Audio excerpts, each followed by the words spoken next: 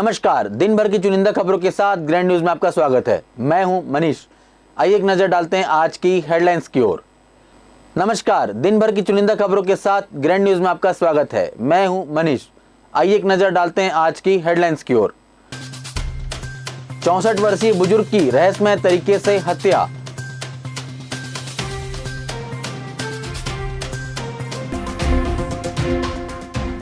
सिक्किम वाहन दुर्घटना में शहीद हुए 16 जवानों को युवा मोर्चा ने दिया श्रद्धांजलि।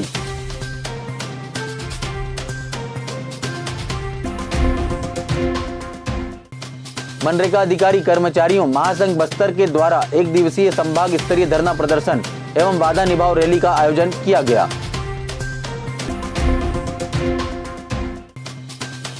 और आजादी का अमृत महोत्सव पर शासकीय दंतेश्वरी महिला महाविद्यालय में विविध कार्यक्रमों का आयोजन। अब खबरें विस्तार से। छत्तीसगढ़ जगदलपुर के कुम्हारपारा में रहने वाले 64 वर्षीय घेवरचंद खत्री की अज्ञात ने हत्या कर दी। 20 दिसंबर से घेवरचंद खत्री का मोबाइल बंद बता रहा था और उनके घर के सामने ताला लगा हुआ था। जब उनके रिश्तेदार घर पहुंचे, ताला लगा देखा और फोन स्विच ऑफ बता रहा था। परिजनों ने इसकी शिकायत कोतवाली थाना में दर्ज कराई। पुलिस हरकत में आई और घर का ताला तोड़कर जब पुलिस ने प्रवेश किया, वहां बिस्तर के नीचे हाथ पैर बंधे, मुंह में कपड़ा बांधा हुआ था और वह औंधे मुंह पलंग के नीचे पड़े थे। इसकी जानकारी लगते ही आसपास के लोगों की भीड़ इकट्ठी होने लगी। पुलिस के आला अधिकारी इस मामले को गंभीरता से लेते हुए जांच में जुट गए। शव को पुलिस ने कब्जे में लेकर पोस्टमार्टम के लिए भेज दिया है।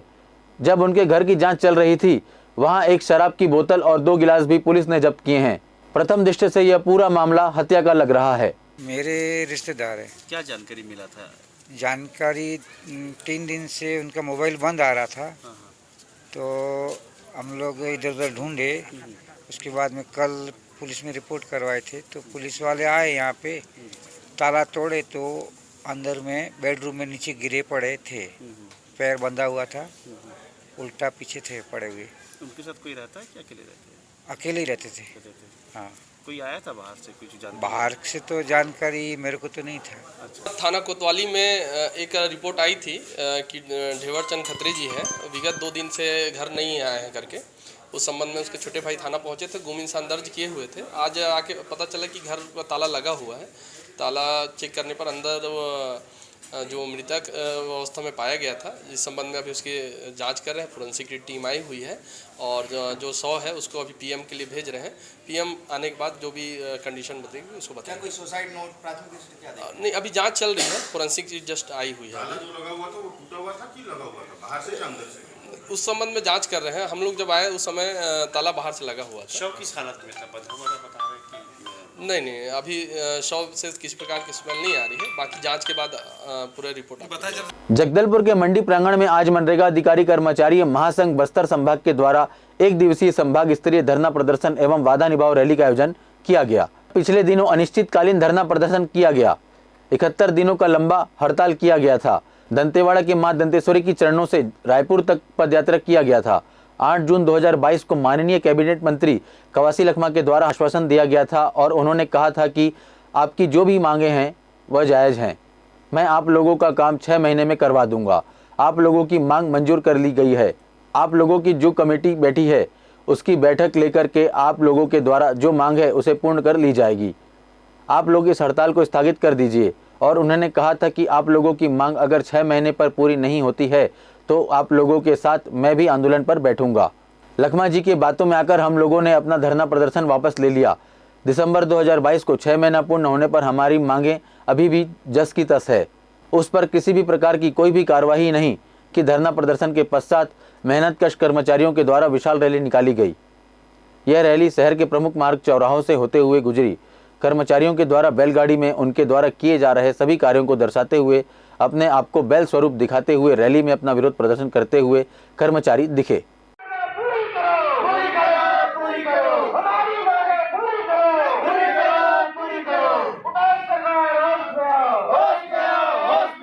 हम लोगों ने माननीय कैबिनेट मंत्री महोदय जी की बात को मानी और 8 जून 2022 को अपने हड़ताल को समाप्त कर दिए।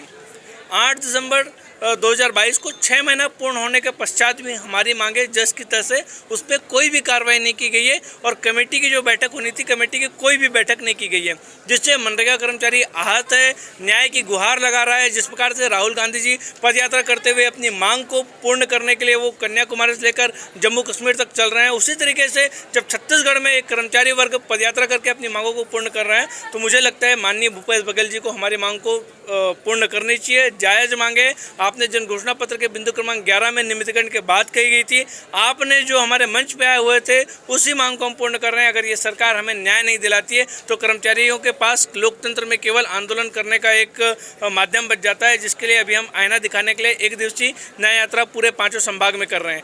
जगदलपुर के क्षत्रिय सनातन संगठन के द्वारा आज जगन्नाथ मंदिर में पत्र वार्ता का आयोजन किया गया और इस पत्रवार्ता का आयोजन के बारे में क्षत्रिय सनातन संगठन के महामंत्री कुणाल चालीसगांव करने वाले मीडिया को बताया कि आगामी दिनों गीता ज्ञान महोत्सव का महीना मनाया जा रहा है।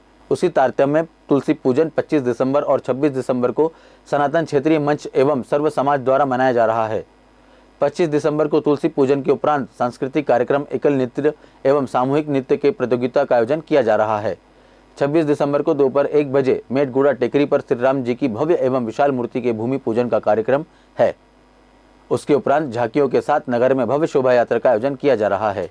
इस कार्यक्रम में मुख्य रूप से प्रबल प्रताप सिंह जुदेव और रतन यादव जी भूमि पूजन एवं समस्त कार्यक्रम में मुख्य रूप से उपस्थित रहेंगे।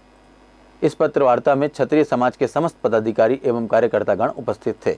25 तारीख को मतलब जैसे कल शाम को 5:30 बजे दंतेश्वरी मंदिर के प्रांगण में ओपन स्टेज लगा के सांस्कृतिक कार्यक्रम किया जा रहा है, जिसमें एकल नृत्य और सामूहिक नृत्य की प्रतियोगिता आयोजित की गई है, जिसमें करीब 20 प्रतियोगियों ने अभी तक नाम दे दिया गया है। 20 प्रतियोगियों ने अभी तक नाम दे दिया गया है। उसके बाद 26 तारीख को 1 बजे मेटगुड़ा टेकड़ी जो शिव मंदिर है, वहाँ पे अयोध्या के तर्ज पर बनने वाली 40 फीट भगवान श्री राम की भव्य विशाल प्रतिमा का भूमि पूजन है। वहाँ से बाइक रैली जो है वो आएगी दंतेश्वरी मंदिर प्रांगण तक। दंतेश्वरी मंदिर प्रांगण से वहाँ पे पुरस्कार वितरण का जो समारोह है, जितनी भी प्रतियोगिता हमने आयोजित की है, उसका जो पुरस्कार वितरण का समारोह होगा वो दंतेश्वरी मंदिर में होगा। मुख्य अतिथियों का उद्बोधन होगा। वहाँ से फिर माँ तुलसी की और गीता की एक झांकी निकाल के पूरे शहर भर में नगर भ्रमण उसका भव्य शोभा यात्रा निकाली जाएगी। भारत सरकार के सूचना एवं प्रसारण मंत्रालय के केंद्रीय संचार ब्यूरो फील्ड कार्यालय जगदलपुर द्वारा दिनांक 22 दिसंबर 2022 को जगदलपुर स्थित शासकीय दंतेश्वरी महाविद्यालय जगदलपुर में आज़ादी की 75वीं वर्षगांठ पर आज़ादी का अमृत महोत्सव के रूप में मनाया जा रहा है। इसी कड़ी में एक विशेष प्रचार कार्यक्रम का आयोजन रखा गया। कार्यक्रम के मुख्य अतिथि जगदलपुर के विधायक रेखचंद जैन ने आज़ादी के शूरवीरों के बारे में जानकारी दी। जीवन का एक मूल मंत्र है, मैं आप लोगों को बता देता हूँ, मेरे युवा स्टूडेंट बैठे हैं, कि आप लोगों को कभी भी आप शारीरिक रूप से हार जाओगे, लेकिन मन से कभी मत हारना। जिस दिन मन से हार जाओगे उस दिन किसी भी प्रतियोगिता में भाग नहीं ले पाओगे। इस चीज को आप समझ लेना। मन को स्ट्रांग रखना है, कठोर रखना है और अपनी कोशिश को लगातार करते रहना है। आप लोगों के लिए मैं नेहरू युवा केंद्र जगदलपुर के जिला युवा अधिकारी अंजलि कुमारी नेहरू ने युवा केंद्र के बारे में जानकारी दी। कमांडेंट संदीप मुरारका ने सेना में भर्ती के लिए सरकार द्वारा चलाए जा रहे विशेष अभियान के बारे में विस्तार से जानकारी दिया। ह्यूमन डेवलपमेंट सोसाइटी बस्तर ने महिलाओं के लिए चलाए जा रहे योजनाओं के बारे में जानकारी दी। गंगाराम कश्यप ने शहीद गुंडाधुर के जीवन एवं बस्तर के शहीदों के बारे में जानकारी दी। कार्यक्रम में केंद्रीय संचार ब्यूरो के प्रभारी द्वारा एक प्रश्न मंच का आयोजन किया गया, जिसमें सही उत्तर देने वाले प्रतिभागियों को पुरस्कार दिया गया। कार्यक्रम में महाविद्यालय के कार्यक्रम समन्वयक वैष्णवी मंडावी, महाविद्यालय के वरिष्ठ प्राध्यापक सुरेंद्र मोतीवाला, खेल अधिकारी सत्यनारायण, डॉक्टर अनामिका झा, राष्ट्रीय सेवा योजना के कार्यक्रम अधिकारी एवं अधिक संख्या में प्रतिभागी उपस्थित थे। कार्यक्रम का सफल संचालन शशांक सेंडे ने किया।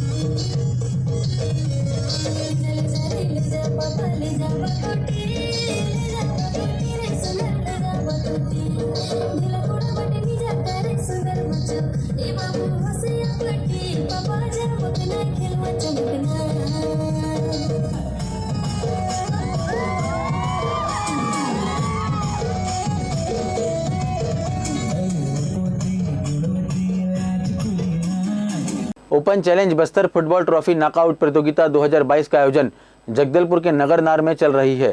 सभी खिलाड़ी अपनी खेल प्रतिभा का अच्छा प्रदर्शन कर रहे हैं। इस टूर्नामेंट का आज 7वां दिन और आज का पहला मैच आज़ाद क्लब कोंटा छत्तीसगढ़ और स्वाभिमान क्लब गुम्मा उड़ीसा के बीच खेला गया, जिसमें गुम्मा की टीम ने 4-0 से मैच को अपने नाम किया। इस मैच के सेंटर रेफरी सुमित नाग और सहायक रेफरी में अमर सोनी और प्रदीप भारती थे। इस मैच के मुख्य अतिथि राजू पटेल और ग्राम पंचायत माड़पाल सरपंच मंदना नाग जी थे। आज का दूसरा मैच एनएफसी बचेली और लालबाग जगदलपुर के बीच खेला गया, जिसमें जगदलपुर लालबाग की टीम ने 1-10 से मैच को अपने नाम किया। इस मैच के सेंटर रेफरी अजय दास थे। सहायक रेफरी में राहुल लाल और अगेंद्र नाथ थे। वहीं फोर्थ की भूमिका में सुमित नाग जी थे। इस मैच के मुख्य अतिथि नगरनार महिला मंडल के अध्यक्ष इंदु बघेल जी थे। फुटबॉल ट्रॉफी का 7वां दिन का पहला मैच उड़ीसा राज्य के स्वाभिमान क्लब गुम्मा और छत्तीसगढ़ के कोंटा टीम के बीच खेला गया, जिसमें उड़ीसा राज्य की गुम्मा की टीम ने 4-0 से मैच को अपने नाम किया और अगले राउंड में प्रवेश किया। आज का दूसरा मैच छत्तीसगढ़ राज्य की ही दो टीम बचेली और जगदलपुर लालबाग के बीच खेला जा रहा है, जिसमें लालबाग की टीम ने 1-0 से बढ़त बनाई हुई है। आज के मुख्य अतिथि जनपद सदस्य रीता दास और ग्राम पंचायत नगर माड़पाल के सरपंच श्रीमती वंदना नाग जी थे। 24/12/2022 को शहीद स्मारक जगदलपुर में भारतीय जनता युवा मोर्चा ने सिक्किम के जेमा में आर्मी ट्रक के खाई में गिर जाने से 16 जवानों की मृत्यु व 4 जवान घायल हुए थे, जिससे पूरे देश में अत्यंत शोक व्याप्त है। इसी तारतम्य में भारतीय जनता युवा मोर्चा द्वारा सिक्किम के घटना में दिवंगत शहीद वीर जवानों को नमन करते हुए विनम्र श्रद्धांजलि अर्पित की। जिलाध्यक्ष भाजपा रूप सिंह मंडावी व भारतीय जनता युवा मोर्चा जिलाध्यक्ष अविनाश श्रीवास्तव का कहना है कि यह सिर्फ शहीदों के परिवार नहीं, पूरे देश के लिए बहुत बड़ी क्षति है। देश के रक्षकों का इस दुर्घटना से शहीद होने से देश के प्रत्येक नागरिकों में शोक व्याप्त है। देश इन शहीद वीर जवानों की शहादत को कभी नहीं भूल पाएगा। सिक्किम वाहन दुर्घटना में हमारे देश के 16 जवान शहीद हुए और 4 जवान घायल हुए हैं। उन सभी शहीदों को भारतीय जनता पार्टी की ओर से हम श्रद्धांजलि देते हैं और उनके परिवार को दुख की इस घड़ी में दुख सहने की क्षमता प्रदान करे। हम ऐसा ईश्वर से कामना करते हैं और अपने चरणों में ईश्वर उन सभी शहीदों को स्थान दे और घायल जितने चारों लोग हैं, चारों लोग जल्द से जल्द स्वस्थ हो, इसकी हम सभी कामना करते हैं। ये बहुत ही दुखद घटना है। जो जवान रात दिन हमारी सेवा में लगे रहते हैं और वो शहीद हो गए और जो घायल है वो भी जल्द से जल्द स्वस्थ हो, इसकी हम सभी कामना करते हैं। इसके लिए आज भारतीय जनता पार्टी के सभी हमारे युवा मोर्चा के और सभी हमारे नेतागण श्रद्धांजलि देने के लिए आज यहाँ पे एकत्रित हुए थे। इन दिनों छत्तीसगढ़ के राजनीतिक गलियारों में शराबबंदी सबसे बड़ा मुद्दा बनता दिख रहा है। शराबबंदी को लेकर पक्ष और विपक्ष दोनों आमने सामने हैं और दोनों के अपने अपने दावे हैं, लेकिन आम लोगों को आज भी शराबबंदी का इंतजार है। पिछले विधानसभा चुनाव में कांग्रेस ने घोषणा पत्र में शराबबंदी शामिल कर महिलाओं मतदाताओं को लुभाने का काम किया था, लेकिन कांग्रेस को सत्ता में आए 4 साल बीत चुके हैं। बावजूद इसके अभी तक देश में शराबबंदी लागू नहीं हो सकी है। तत्कालीन जन्म घोषणा पत्र समिति के अध्यक्ष टी.एस. सिंहदेव ने शराबबंदी की बात कही थी, लेकिन आज वे मान रहे हैं कि प्रदेश में शराबबंदी करना आसान नहीं होगा। उन्होंने बिहार और गुजरात का हवाला देते हुए कहा कि जहां भी शराबबंदी लागू हुई है वहां सफल नहीं हो पाया है। ऐसे में छत्तीसगढ़ में भी शराबबंदी का फैसला एक मुश्किल निर्णय है। हालांकि उन्होंने इस मुद्दे पर भाजपा को आड़े हाथों में लेते हुए कहा कि शराबबंदी को लेकर भाजपा अपना नैतिक अधिकार खो चुकी है। भाजपा तो खुद शराब का समर्थन करने वाली पार्टी है। वहीं भाजपा शराबबंदी के मामले में राज्य सरकार को घेर रही है। बीजेपी को नैतिक अधिकार तो मुद्दा बनाने का है नहीं, क्योंकि उनने अपनी एक समिति बनाई थी और समिति के माध्यम से इसकी समीक्षा कर रही थी और उस समिति ने ये रिकमेंडेशन दी थी कि और बियर बार खोले जाएं। शराबबंदी की बात न करके उन्होंने तो कहा था कि और खोले जाएं। बाकी ये सही है कि कांग्रेस ने घोषणा पत्र में अपनी ये बात कही थी और आज बहुत कठिन है उस निर्णय को उसका परिपालन करना। और हम देख भी रहे हैं कि जिन राज्यों ने शराबबंदी की है, बिहार में क्या हो रहा है, गुजरात में भी महात्मा गांधी जी के राज में भी जहाँ पर लागू की गई है, ऐसे कहते हैं शराबबंदी, जो जाते हैं कहते हैं कि आपको कौन सी शराब चाहिए हम ला देते हैं, उपलब्ध हो जाती है। तो समीक्षा करने की मंशा से सरकार ने एक समिति का गठन किया था और उसमें विपक्ष के भी साथियों को जोड़ा था, पर कोई नहीं आया मीटिंग में। वो कमेटी अपना काम नहीं कर पाई और ये कठिन निर्णय। पूर्व मंत्री बृजमोहन अग्रवाल ने इस मुद्दे पर कहा कि टीएस सिंहदेव और भूपेश बघेल को चुल्लू भर पानी में डूब जाना चाहिए। शराबबंदी ना तो भाजपा ने मांगी थी और ना ही जनता की मांग थी। उन्होंने खुद ही अपने घोषणा पत्र में शराबबंदी की बात कही थी। आप उनके द्वारा प्रदेश में शराबबंदी ना किया जाना आम लोगों के साथ धोखा है, जिसका खामियाजा कांग्रेस को 2023 के चुनाव में उठाना पड़ेगा। शराबबंदी को लेकर कांग्रेस और भाजपा आमने सामने हैं। अब देखना दिलचस्प होगा कि शराबबंदी का यह मामला अगले विधानसभा चुनाव में किसको फायदा पहुंचाएगा और किसको नुकसान उठाना पड़ेगा।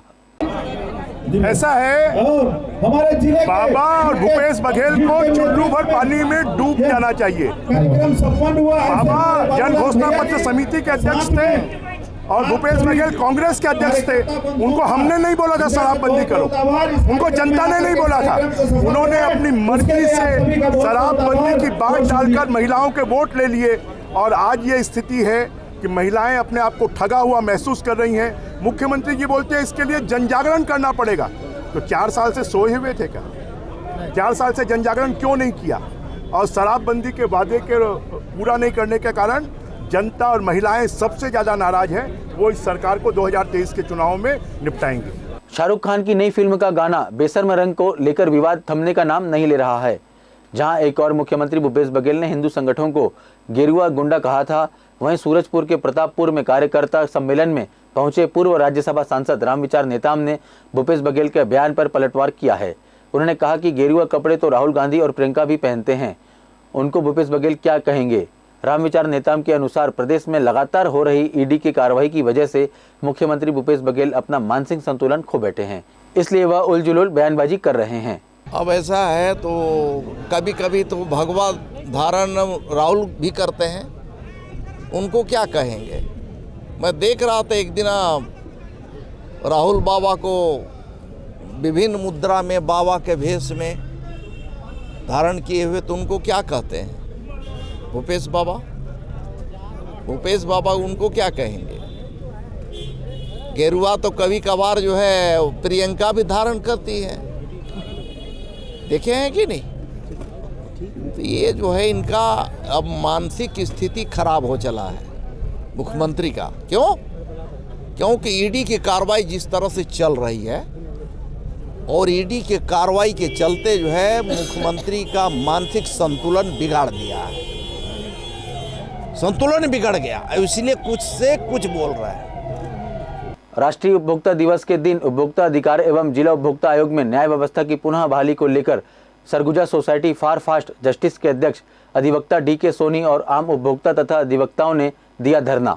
दरअसल छत्तीसगढ़ में पिछले 22 महीने से उपभोक्ता विवाद प्रतितोष आयोग कार्यालय में अध्यक्ष व सदस्यों की नियुक्ति नहीं की गई है, जिसकी वजह से उपभोक्ता के आवेदनों सहित निराकरण नहीं होने से हजारों मामले पेंडिंग पड़े हुए हैं। वहीं दूसरी ओर Surguja society for fast justice के द्वारा कई बार कलेक्टर, मुख्यमंत्री सहित प्रधानमंत्री को भी पत्र लिखकर इस बात से अवगत कराया गया था, लेकिन अब तक अध्यक्ष और सदस्यों की नियुक्ति नहीं की गई है। वहीं सरकार उपभोक्ता विवाद प्रतितोष आयोग कार्यालय में अध्यक्ष व सदस्यों की नियुक्ति नहीं की जा रही है। मेरा यहाँ विगत 3 साल से मामला है, जो कि सिर्फ तारीख पे तारीख मिलते जा रहा है और इसके लिए कई बार हमारे माननीय वकील साहब के द्वारा, हम लोगों के द्वारा कई बार प्रशासन को मांग किया गया, लेकिन इस मांग पे अभी तक हमारे सरगुजा में यहाँ उपभोक्ता फोरम में कोई भी सदस्य और अध्यक्ष का नियुक्ति नहीं हो पाया, जिसके कारण हम लोग बहुत ही परेशान हैं। प्रशासन से मांग करते हैं कि जल्द से जल्द यहाँ नियुक्ति किया जाए। और राष्ट्रीय उपभोक्ता दिवस के आधार पर लोगों, ग्राहकों को और आम जनता को जगाया जाता है और बोला जाता है जागो ग्राहक जागो, और जागकर उपभोक्ता आयोग न्यायालय में आओ और अपनी समस्या को बताओ। लेकिन विडंबना यह है कि छत्तीसगढ़ में आयोग की स्थिति बहुत ही दयनीय और बहुत ही खराब है। और सबसे विडंबना यह है कि सरगुजा जिले में, सरगुजा उपभोक्ता आयोग में आज 22 माह से मामले पेंडिंग पड़े हैं। न यहाँ सदस्यों की नियुक्ति हो रही है और न ही यहाँ अध्यक्ष की नियुक्ति हो रही है, जिसको लेकर मैं आज ये धरना दिया हूँ। इसके पूर्व भी मैं 14 नवंबर को धरना दिया था, जिसके कारण, मेरे धरना के कारण छत्तीसगढ़ के अन्य जिलों में नियमित नियुक्ति कर दी गई, सदस्यों और अध्यक्ष की नियुक्ति कर दी गई, लेकिन सरगुजा जिले को आज भी वंचित रखा गया और सरगुजा जिले लगातार राजनीति का शिकार हो रहा है और राजनीतिक लोग ही नहीं चाहते हैं कि कंज्यूमर न्यायालय में कोई बैठे। ग्रैंड न्यूज में आज बस इतना ही। कल फिर आपसे मुलाकात होगी कुछ और खबरों के साथ। तब तक के लिए दीजिए इजाजत। नमस्कार।